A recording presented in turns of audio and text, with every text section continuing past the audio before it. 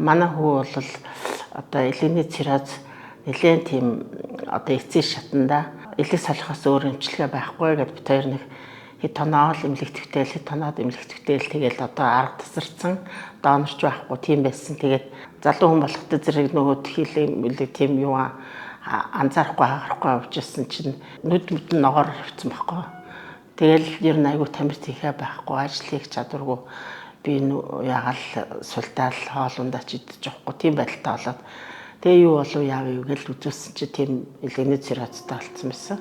Хөвтэл баахан эмтраа хийлгээл тэрэндээ эргэж ядраад тэгэл гараал эргэж бас ингээл ухаан алдчих ком болоод элгээ солиул гэсэн. Шилтэй шингэн уураг гэдэг штэ. Тэрийг бас хийлгэжсэн. Хэд тоноод эргээл байдалтай орчдөг. Манай үгийн шинжилгээгээр бол микроэлементүүд нь бүр ерөөсөө байхгүй болцсон байсан. Одоо бол айгүй гоё сайхан болцсон. Шинжилгээнүүд нь бол яг хэвийн түвшиндээ ороод үс нь хүртэл халцарсан байсан. Одоо бүр айгүй сайхан өтгөн хар үстэй. Тэгээд одоо царай зүс нь хүртэл айгүй сайхан цайгаад айгүй сайхан болт юм байлээ. Манай хүү бол юу одоо тэр хөлбөрийн чадвар тийм байсан.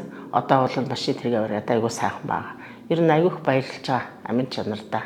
Им тариаг бол ажмаар цөөрөсөр байгаа. Одоо ер нь амин чанартаа л найдаж байгаа ер нь.